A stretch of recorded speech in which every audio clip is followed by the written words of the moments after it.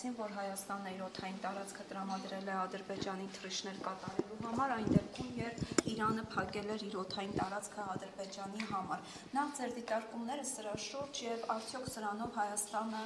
պաշտոնապես այդ միջանցք ասվածը, որի մասին երազում էր Ադրբեջանը, չի տրամադրել արդեն Ադրբեջանին։ Գիտեք, չի անցնում մեկ շաբաթ, որտեղ չլինի գեթ մեկ քաղաքական իրադարձություն, որը լրացուցիչ ապացույց չհանդիսանա այն բանի, որ Նիկոլ Փաշինյանը շարունակում է իր օպերատիվ կապով տրվելիք կամ արդեն իսկ տրված խոստումները ուղղակի կյանքի կոչել եւ ակնհայտ դարձնել այն հանգամանքը, որ որևիցե խոստում փաստաթղթի շրջանակ դնում թե դրանից դուրս որևէ հայկական նպատակադրում չունի, դրանք բոլորը հակահայկական քայլեր են եւ երբ որ մենք ասում ենք, որ փաստացի Հայաստանի Հանրապետությունը դարձել է այս տարածաշրջանում ուղղակի վարչատարածքային միավոր եւ ոչ թե սուբյեկտայնություն ունեցող գործառույթային եւ նպատակային առումով սուբյեկտ, մեզ ամեն անգամ ասում են, դե գիտեք, ինչ մի չափազանցրեք այդ իրականությունը։ Ինչ իրականության չափազանցման մասին է խոսքը, եթե հիմա մենք ունենք միջպետական ճանապարհ, որը ուղղակի զավթված է եւ որը մեզ այստեղի իշխանությունները փորձում են ուղղակիորեն որպես սահմանային փոքրիկ միջադեպ ներկայացնել, մենք այդպես էլ մեր կառավարությունից եւ ղեկավարությունից չենք ստացել այն տեղեկատվությունը, որը որ դուք մեջ բերեցիք, այսինքն մեզ համար հիմա ուղղակի ինֆորմացիայի աղբյուր է հանդիսանում մեր թշնամական պետության տրամադրած տեղեկատվությունը, անկախ նրանից դա պաշտոնական տեղեկատվություն է թե ոչ։ Սա հերթական խայտարակությունն է, շարունակությունը երևի այն բանի, որ ՄԱԿ-ի ամբիոնից եւս մեկ անգամ Նիկոլ ուղղակիորեն խուսափեց խոսել նրա մասին, որ հայկական պետականությունների դեմ ահաբեկչությունը եւ այդ ահաբեկչական պատերազմը սանձազերծել են մի քանի պետություններ եւ այստեղ մեզ անընդհատ ասում էին, կհիշեք անցած տարվա ընթացքում, որ մենք կռվել ենք Թուրքիայի, Պակիստանի եւ Ադրբեջանի բանակի դեմ, խոսում էին նաեւ օտարերկրյա սպառազինության մասին ու այնտեղ գնաց անգամ դա չասեց, այսինքն այդ անձնավորությունը նույնիսկ խուսափեց խոսել նրա մասին, որ եղել են վարձկաններ, մեզ ապացույցներ էին ներկայացնում, մենք տեսել ենք քննչական կոմիտեի հարցաքննության կադրերը, որևէ ապացուցողական բազայից ոչինչ այնտեղ չօգտագործվեց։ Այսինքն լրացուցիչ անգամ միջազգային հանրության այն օղակները, որոնք կարող են գոնե ներգործություն ունենալ Հայաստանի սուբյեկտայնության պահպանման մեջ, այստեղ Նիկոլ Փաշինյանը որևէ կերպ չի ցանկանում նույնիսկ այդ գործիքները օգտագործել։ Եվ ամեն անգամ դրսից, երբ որ մենք լսում ենք այստեղի իշխանազավթների կողմից արված հաղորդագրությունները մեր հանրությանը, հասկանում ենք, որ դրանք ուղղակի ոչ միայն ներքին սպառման համար արված հայտարարություն, այլ լրացուցիչ անգամ Թուրքիային ու Ադրբեջանին չգրգռելու, հանգստացնելու, կարծես թե ամեն անգամ ասելու, որ այո, ինչ որ պայմանավորվել ենք, այդպես էլ շարունակելու ենք անել։ Եվս մեկ անգամ ձեր նշած հանգամանքը խոսում է նրա մասին, որ այս պահի դրությամբ Հայաստանի Հանրապետությունը ոչ միայն անվտանգային համակարգ չկա, այլ մարդ չկա, որ ուզում է այդ անվտանգային համակարգը պահպանել։ Նիկոլ Փաշինյանը հայտարարեց, որ Հայաստանը որևէ հակաիրանական քայլերի մեջ, դավադրությունների մեջ չի ներքաշվել եւ չի ներքաշվելու։ Արդյոք սրանով չի ապացուցում, որ իսկապես Իրանի դեմ դավադիր քայլերի մեջ է ներքաշվել։ Գիտեք, այն հանգամանքը, որ ինքը Լիտվայի հայ համայնքի հետ հանդիպման ժամանակ փորձում էր լրացուցիչ անգամ հիմնավորել ինչ-որ արհեստական օրակարգերով խնդիրներ, այսինքն չհասկացա ինչ-որ մեկը պնդել է, որ ինքը Հայաստանի Հանրապետությունը Իրանի հանդեպ դավադրության մասնիկ է լինում, այսինքն մենք մշտապես խոսել ենք հարևանական, բարիդրացիական հարաբերությունների համագործակցության բարձր մակարդակի մասին եւ մենք այնտեղ ենք հասել փաստորեն մեր հարևանների եւ բարեկամների հետ հարաբերություններում, որ մենք ստիպված իրենց երաշխիքներ ենք տալիս Նիկոլ Փաշինյանի խոսքերով, այսինքն նրա մասին է խոսում, թե ինքը ուր է հասցրել հարաբերությունները մեր ռազմական եւ հարևանային հարաբերությունները, որովհետեւ նույնը Ռուսաստանի Դաշնության հետ ամեն անգամ գնալով ինչ է ասում, որ ամենաբարձր մակարդակի են, երբեք այս մակարդակի հարաբերություններ չեն եղել, լրացուցիչ անգամ կարծես շեշտելով, որ այո, բոլոր տեղերը կան խնդիրներ, իսկ ինչն է սրա հիմնական պատճառը։ Հիմնական պատճառն է, որ Նիկոլ Փաշինյանը բոլոր դրսի խաղացողներին, անկախ նրանից, թե իրենք մեր բարեկամներն են, թե մեր թշնամիները, ինչը շատ վատ է, տվել է խոստումներ տարբեր տեսակի եւ տարբեր ոլորտներում։ Եվ տպավորություն է, որ յուրաքանչյուրը իր մասով սպասում է այդ խոստումների իրականացմանը, եւ ամեն անգամ Նիկոլ Փաշինյանը այստեղ ուղղակի սեփական աթոռին մնալու ժամկետը երկարաձգելու նպատակով ամեն անգամ այնտեղ տարաժամկետում է կարողանում է հետաձգել տրված խոստման իրականացումը, ինչը իր վրա որպես անձ բնականաբար ազդեցություն չի ունենում, բայց խիստ բացասական ազդեցություն է ունենում Հայաստանի Հանրապետության վարկի եւ ընդհանրապես Հայաստանի Հանրապետության որպես պետականության գոյության համար։ Մկրտչյան ձեզ համար որպես ընդդիմադիր պատգամավոր հասկանալի է, թե ինչու է մշտապես, չնայած ադրբեջանական կողմի սպառնալիքներին, հայկական կողմը այսքան հեշտությամբ համաձայնվում Ադրբեջանի ցանկացած պարտադրանքի, ցանկացած պահանջի։ Գիտեք, ես 2018 թվականից մտածել եմ, ուզում եի հասկանալ, թե այդ սերն ու թավիշը ում է ուղղված, որովհետև երբ որ նայում եմ մեր հասարակական իրականությանը, ապա այստեղ ատելության գեներացումը, սևերը, սպիտակները, հները, նորերը ակնհայտ էր, որ սերն ու հանդուրժողականությունը մեր հասարակության համար չի ասված։ Ես հիմա Նիկոլին եւ իր թիմին նայելով հասկանում եմ, որ այդ հանդուրժողականությունն ու սերը ուղղված էր մեր թշնամիներին, այսինքն յուրաքանչյուր անգամ, երբ նրանց կողմից կլինի ցանկացած անհեթեթ սպառնալիք Հայաստանի Հանրապետությանը, ցանկացած իրական սպառնալիք կամ ուժի գործադրում, դրա նկատմամբ պիտի Նիկոլը եւ իր վարչախումբը դրսևորի սեր եւ համերաշխություն։ Մենք հիմա դա տեսնում ենք, իսկ այդ սերն ու համերաշխությունը ուղղակի Հայաստանի Հանրապետության գոյությանն են սպառնում, ուղղակի եկեք անկեղծ լինենք ու ասենք, որ տրորել են մեր արժանապատվությունը հասարակական առումով եւ յուրաքանչյուր Հայաստանի Հանրապետության քաղաքացու արժանապատվությունը, որտեղ դիտել թե ինչպես են ուղղակի հայկական ավտոբուսի վրայից քերում դրոշը, իսկ մեզ փորձում են համոզել, դե ոչինչ, այդ դրոշը կարելի է նորից կպցնել, ինչպես են մեր միջպետական ճանապարհը զավթում, մենք էլ փոխանակ միջոցներ ձեռնարկենք այդ ճանապարհը մեզ հետ վերադարձնել, ասում ենք դե լավ, այլընտրանքային գրունտով կգանք, անտառով կգանք, չգիտեմ, ծառի վրայով կգանք։ Սա խոսում է նրա մասին, որ իրականում այդ սերն ու հանդուրժողականությունը դեռ 18 թվականին իրականում դրա հասցեատերը եղել են թուրքն ու ադրբեջանցին։ Այս պարագայում ընդդիմության քայլերը որոնք պետք է լինեն, եթե հաշվի առնենք, որ խորհրդարանում կարծես թե չի ստացվում երկխոսություն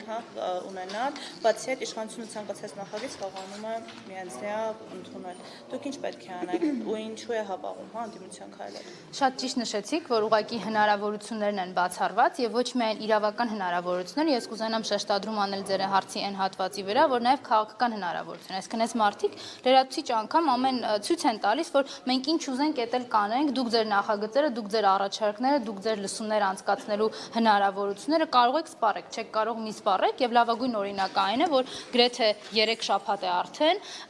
իբր ընդդիմադիր ֆրակցիաների առաջարկը պիտի քննարկվեր ԱԱԾ պետին լսելու, ԱԳՆ-ին լսելու, Պաշտպանության նախարարին, գլխավոր շտաբի պետին հրավիրելու եւ որևէ այդ հրավերի քննարկում անգամ չի եղել, դեռ խոսենք այդ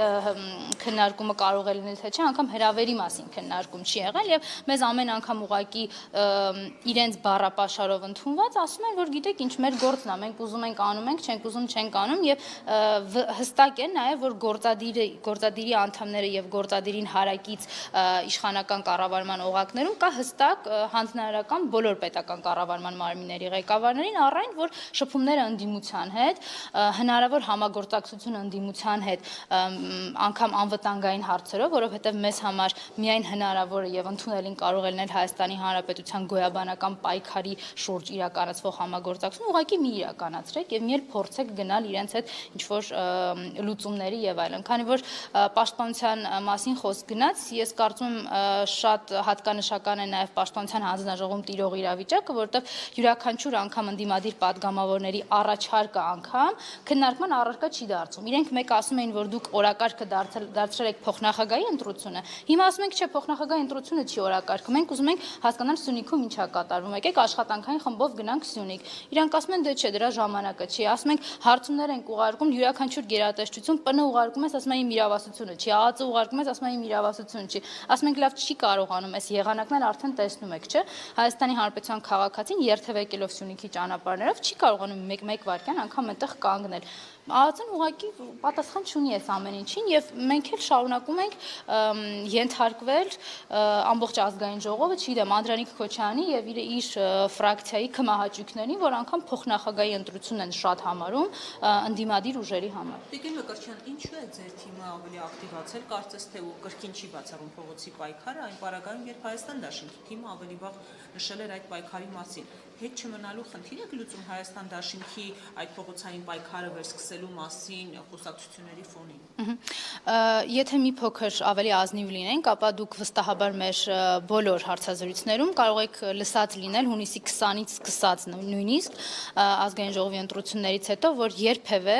երկու խմբակցությունները արդեն եւ այդ խմբակցություններին հարող ուժերը որևէ մեկը չի բացառել, այսինքն իրական ընդդիմությունը երբևէ չի բացառել փողոցային պայքարը ու մենք ամեն անգամ շեշտել ենք, որ այստեղի աթոռները չեն կարող որևէ կերպ մեզ կաշկանդող հանգամանք լինել այն գաղափարների եւ այն նպատակների համար, որոնք ի սկզբանե դրված են եղել օրինակ հայրենիքի փրկության շարժման մեջ։ Դրա համար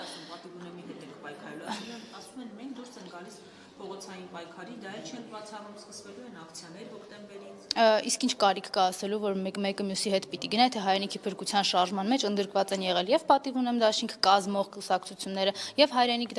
Հայաստան դաշինքը կազմող կուսակցությունները եղել է հայտարարություն դադարման մասին, ես չեմ լսել եւ չի կարող հայրենիքի փրկության շարժման գաղափարը այն է դավաճաններին ու դավադիրներին հեռացնել Հայաստանի Հանրապետության ղեկից, մարդկանց, ովքեր 2018 թվականին զավթել են Հայաստանի Հանրապետությունում իշխանությունը, կարողացել են իրենց ուզած օրակարգ արհեստական ներմուծել Հայաստանի Հանրապետությունում, այդպիսով բացառելով Հայաստանի Հանրապետության սուբյեկտայնությունը որպես տարածքային պետություն, չեն կարող ուղղակի շարունակել գոյություն ունենալ եւ մեր ընդհանրական օրակարգն է վռնդել էս անձանց ուղղակի Հայաստանի Հանրապետության ղեկից։ Բայց ինչու՞ դուք այս անգամ կրկին պայքարի ավելի ակտիվ փուլ մտնում, հաշվի առնելով հանգամանքը, որ նախորդ անգամ չհաջողվեց։ Ակտիվության, գերակտիվության կամ ակտիվության պասիվացում չի եղել, որտեղ ամեն անգամ դուք շեշտում եք, որ ինչ-որ ակտիվության նոր թափ է եղել։ Ես ինչպես մասնակցել եմ ցույցերին, նույն կերպ շարունակում եմ մասնակցել, չգիտեմ ակտիվության որն է այստեղ տարբերակումը ձեր հիմքի, չէ, ասում եք նախկինում ավելի պասիվ եք եղել, հիմա ավելի ակտիվ պետք է լինեք, նույն տրամաբանության մեջ, որ գործիքակազմը ընտրվում է, այդ գործիքակազմի շրջանակներում էլ իրականացվում է պայքարը եւ պայքարի ակտիվության ու պասիվացման հետ կապված թույլ տվեք ձեզ հետ չհամաձայնեմ։ Ինչ վերաբերում է հաջողմանը թե ոչ, ես բազմիցս ասել եմ, հիմա նորից կասեմ, երբ որ երկրում կա նորմալ քաղաքական իրավիճակ, երբ որ մարդիկ նոյեմբերի 9-ից հետո 2-3 ամիս շարունակ ուղղակի բողոքում են 30-ից 40 հազար միջին հաշվարկով բողոքում են նրա հետ կապված, որ Հայաստանի Հանրապետությունում կան կասկածներ, որ եղել է դավաճանություն, անդադ հնչում են տարբեր տեսակի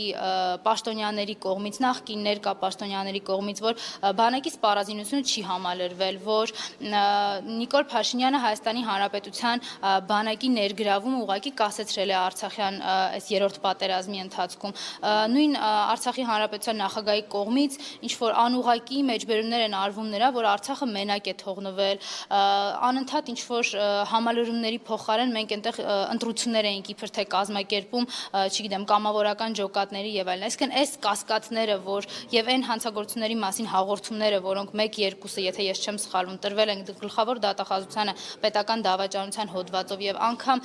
քննության հնարավորություն եւ հավանականությունը թույլ չի տրվել, այսինքն դիմումները ուղղակի չգիտես ինչ ընթացակարգով հետ են վերադարձվել։ Սա միակ խոսում է նրա մասին, որ այդ անձնավորությունը նվազագույնը պետք է գնար, հնարավորություն տալով այլ մարդկանց յուրաքանչյուրին ցանկացածին, կարևոր չէ ում, գալ եւ փորձել ինքը ուղղել այս իրավիճակը, այսինքն Հայաստանի,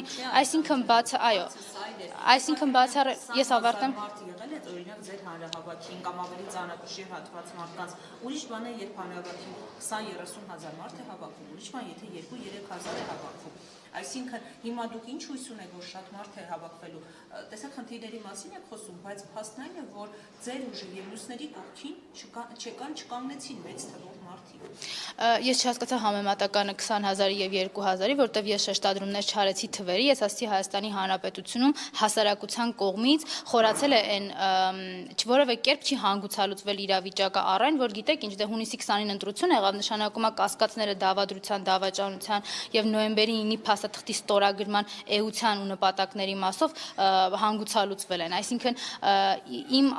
տպավորությամբ եւ Հայաստանի Հանրապետության քաղաքացիների հետ պարբերական շփումները հանգեցնում են նրան, որ ինչ ուզում է 3 հատ էլ արտահերտ ընտրություն անեք, եթե այս անձնավորությունը շարունակում է մնալ Հայաստանի Հանրապետության ղեկին, չտալով պատասխանները այն ամեն ինչի, ինչը որ կատարվեց նախորդ գոնե 1 տարվա ընթացքում, հենց չեմ խոսում 18 թվականից, ուրեմն այս ամեն ինչը չի կարելի համարել հանգուցալուծված։ Նպատակը շարունակում է մնալ նույնը, նորից եմ կրկնում, այս անձնավորության վռնդելը, եթե դուք ինձ կհարցնեք, արդյոք ես ունեմ հստակ բանաձև դրան, ես միանշանակ ձեզ հետ կհամաձայնեմ, այդ բանաձևը չկա, ինչի չկա, շատ պարզ պատճառով, որտեղ նորից եմ կրկնում, մենք քաղաքական իրականությունը, որը ստեղծվել է, շատ հեռու է քաղաքական տրամաբանությունից, որտեղ մի անձնավորությունը, ով ամեն գնով փորձում է պաշտպանել իր աթոռը, բացառելով Հայաստանի Հանրապետության քաղաքացիների շահը ու պետական շահը, սա խնդիր է, որտեվ եթե կա հիմա անձնավորություն, ով իր բառերով, Նիկոլ Փաշինյանը իր բառերով ասել է, որ ես բանավոր պայմանավորվածությունների հիման վրա հանձնել եմ տարածքներ, բանավոր պայմանավորվածությունների հիման վրա արել եմ քայլեր, որոնք Հայաստանի Հանրապետության շահերից տարածքային ամբողջականությունից չեն բխում։ Հիմա ասում ենք, լավ, կա չէ՞ այս հանրապետությունում մարդ, կան մարդիկ, շատ մարդիկ, յուրաքանչյուրը, ով որ չի տվել այդ բանավոր պայմանավորվածությունները, ով որ օպերատիվ կապով Թուրքից չի վախենում, որ ինչ-որ շանտաժային տեղեկություններ իր մասին կհրապարակի, թող ինքը գա քո տեղը, հասկանանք ինչ ենք անում, կարողանում ենք փրկել եւ փրկվել։ Սրա մասին է ընդհանրապես խոսքը։ Նիկոլ Փաշինյանը առաջարկեց Ալիևին, որ ինքը պատրաստ է բոլոր քարտեզներ տրամադրել, միայն թե բոլոր գերիներին վերադարձնեն։ Նախինչ երաշխիքներ ունենք, որ Ալիևի իր խոստումը կպահպանի եւ գերիներին կվերադարձնի եւ իրավական ինչ մեխանիզմներով կարող ենք հասնել։ Ձեր այդ հարցի մինչև պատասխան ուզում եմ իր մի քանի րոպե հետո արված նույն հանդիպման ժամանակ արված խոսքերը մեջ բերել, որի հիման վրա ինքը ասաց, որ մենք ինչ ունենք, արդեն տվել ենք։ Հիմա հասկանում եք, այդ մարդը մի հանդիպման ժամանակ ասում է, որ ինչ որ քարտեզներ կան, որ էլի կարանք տանք, դուք մենակ գերիներին տվեք, հետո ասում է ինչ ունենք, արդեն տվել ենք։ Ես չնայած այս մասը չեմ կարողացել հասկանալ։ Իսկ ինչ վերաբերում է իրավական հիմքի մասին, իրավական հիմքը նոյեմբերի 9-ի փաստաթուղթն է, որտեղ հստակորեն գրված է եղել, որ գերիները պետք է վերադարձվեն, անհապաղ եւ բոլոր գերիները բոլորի դեմ։ Ինչ արեց Նիկոլ Փաշինյանը, արեց ոչինչ, բոլոր հնարավոր կետերը, որոնք Հայաստանի Հանրապետության դեմ էին, կատարեց, լրացուցիչ անգամ նույնիսկ զորքերին կանգնեցրեց ոչ թե այնտեղ, որ իրենք կանգնած էին մինչ այդ համաձայնագրի ստորագրումը, այլ հələ բանավոր պայմանավորվածություններով հանձնեց ավելին։ Կարող էր անել այնպես, որ այն տարածքները, որոնք հայկական զինուժի տիրապետության տակ էին, չանցնեին Ադրբեջանին մինչև մեր գերիների վերադարձը, այո, կարող էր։ Կարող էր լրացուցիչ նախապայման չդարձնել քարտեզի կամ ցանկացած այլ փաստաթղթի կամ գործողության կատարումը մեր գերիների վերադարձի հետ, այո, կարող էր։ Ինչու չարեց, որտեվ իրեն դա չի հետաքրքրում։ Ես կարծում եմ այն մի քանի շաբաթ առաջ այստեղ հնչեցրած նախագահի աթոռին, ազգային ժողովի նախագահի աթոռին նստածի այն եզրակացությունը, որ իր կարծիքով գերիներին այնտեղ վատ չեն պահում, իրենց թիմակիցներից չեմ հիշի ով, որ ասում էր Բաքվում են լավ նայում, քան այստեղ են լավ նայում, քան այստեղ են իրենց պահում, իրենց նախընտրական թեզերից մեկը, որ ոչինչ հանուն իրենց իշխանության գերիները 2 ամիս էլ կսպասեն, կարծում եմ ամբողջությամբ արտացոլում է, թե որքանով են այս մարդիկ շահագրգռված ընդհանրապես այդ հարցով։ Մարդը գնում է օրինակ Մոսկվա, հայտարարելով, որ գերիների հարց է քննարկվում, Մոսկվայից դուրս են գալիս պաշտոնական հաղորդագրություններում, նշվում է, որ անգամ գերիների հարց չի քննարկվել։ Հնարավոր է լուծել գերիների հարցը, իհարկե, ցանկություն ունեն այս մարդիկ, վստահ չեմ։ Փաշինյան առաջիկա հանդիպումից ինչ պետք է մենք սպասենք, երկուստեք արդեն հայտարարել են, որ պատրաստ են հանդիպել, ճիշտ է, հստակ ժամկետ նշած չէ, բայց առաջիկայում նախատեսված է հանդիպում։ Ինչ պետք է մենք սպասենք այդ հանդիպումից։ Անկեղծ ոչ մի լավ բան, որովհետև եթե երկուսի հռետորաբանության տարբերությունը անգամ շեշտենք, այստեղից անդադ խաղաղասիրական կոչեր, Հայաստանի Հանրապետության սուվերեն տարածքի ոտնձգությունները որպես սահմանային փոքրիկ միջադեպեր ներկայացնելը, իսկ մեր թշնամու կողմից ուղղակի լսում եք, հա, մինչև Սևան, մինչև Երևան, ինչ որ ամբողջականության վերականգնման Հայաստանի Հանրապետությանը արգելում են Արցախի Հանրապետության տերմինի կիրառում, ասում են, որ դուք պետություն չեք, բանակ ունենալու իրավունք չունեք, ինչ Լեռնային Ղարաբաղի տարածք, գնացեք ձեր համար մի հատ տարածք թե կանոնը դրեք Արցախ, մենք էլ կճանաչենք, այսինքն այս հեգնանքը, ծաղրանքը ուղված ամբողջությամբ Հայաստանի Հանրապետությանը ընդհանրապես չի պատասխանվում, եւ ով պիտի սրա տերը լինի, պիտի լինի իշխանությունը, իհարկե չի լինում։ Նույնիսկ այն անձնական վիրավորանքները, որը մեր թշնամին հնչեցնում է մեր իշխանական խմբակի հասցեին, էլի պատասխան չեն գտնում, որովհետեւ Նիկոլ Փաշինյանի հասցեին ինչպես անձնական անգիտակից եւ անմեղսունակ բնութագրիչներ են հնչել Ալիևի կողմից, այնպես էլ հայ ժողովրդի ընդհանրապես արժանապատվության ու պետություն ունենալու հնարավորության ու պատմական արդարության մասին է խոսվել, որ հերթական անգամ արձագանք չի եղել։ Հիմա ես ուզում հասկանալ, եթե այս մարդը ամբիոններից եւ արտաքին աշխարհի համար է այս ազդակները հղում, դուք պատկերացնում եք ինչպիսի իրավիճակ է տիրում այս մարդու բարեհոգեբանական թեկուզ տեսանկյունից, ել չեմ խոսում պատրաստակամության մասով, հանդիպման ընթացքում։ Այսինքն եթե այս անձնավորությունը չի կարողանում հակադարձի կամ չի ուզում հակադարձել, որ գիտեք ինչ, հայկական պետականությունը կա, Արցախի ժողովրդի ինքնորոշման իրավունքը կա, գոնե իր կառավարության ծրագրում օգտագործի Արցախի հանրապետությունը, գոնե ազգային ժողովում իր խմբակցությանը հրամայի, որպեսզի դեմ չլինեն Արցախի հարցերով հանձնաժողովի ստեղծմանը, դրանք ազդակներ են յուրաքանչյուրը։ Իսկ այդ ազդակների բացառումը ուղղակիորեն արգելափակումը անգամ ներպետական մակարդակով խոսում է նրա մասին, որ արտաքին աշխարհում որևէ դրական բան մեզ սպասվել չի կարող։ Այս համատեքստում Արցախի հետ կապված ինչ մտահոգություն ունեք։ Դուք չեք նկատում, որ Արցախի մասին Հայաստանի Հանրապետության իշխանությունը մոռացել է։ Մենք, եթե նախորդ 1 տարվա ընթացքում խոսում էինք Արցախից, մենք հիմա արդեն խոսում ենք Սյունիքից, մենք հիմա խոսում ենք Տավուշից, խոսում ենք Գեղարքունիքից, Հայաստանի տարածքային ամբողջականության մասին ենք խոսում, երբ որ 1-2 տարի առաջ խոսում էինք Արցախի ժողովրդի ինքնորոշման իրավունքի եւ անկախ ու անվտանգ կյանքի իրավունքի մասին։ Այսինքն Հայաստանի Հանրապետության իշխանությունները լուծել են իրենց համար կոպիտ ասած Արցախի խնդիրը, չունեն այլևս խնդիր, հանձնել են Մուրադովին, Մուրադովից հետո կհանձնեն մեկ ուրիշի, որևէ կերպ հնարավորություն չընձեռելով անգամ այստեղ ընդդիմադիր խմբակցությունների ներգրավվածությունը ապահովելու, որտեղ ամեն կերպ ես նշեցի, արգելակվում է ցանկացած հնարավորություն անգամ քաղաքական մակարդակով ունենալու փոխկապակցվածություն եւ օժանդակություն, հիմա իրենք երկրորդ հարցն են լուծում, ուզում են Հայաստանի անվտանգության այս եզրույթն էլ հանել օրակարգից եւ ուղղակի հաշտեցնել հայ հանրությանը, որ գիտեք ինչ դե Հայաստանի անվտանգությունն է, Հայաստանը կարող է միգուցե լինել նաեւ առանց անվտանգության, որովհետև այս մարդիկ գիտեք մեզ մոտ անդադ տպավորություն է ստեղծում, գոնե իմ մոտ այդպես է եղել, որ 2018 թվականից ինչ արտահայտություններ սրանք արել են պահի տակ հատվածական մեկնաբանության արդյունքում եւ այլն։ Ես ինչքան ժամանակ անցնում է համոզում եմ, որ սրանք որևէ արտահայտություն հենց չեն արել, որովհետեւ երբ որ դեռ 2018-ին հայտարարում էին, որ զինվորը զոհվում է հանուն ոչնչի, հիմա իրենք մեզ սովորեցնում են ապրել հանուն ոչնչի եւ վերջում հասնելու են նրան, որ ուղղակի հայրենիքը հայի համար դառնա հանուն ոչնչի։ Մենք այս սրան պիտի ուղղակի չհամակերպվենք։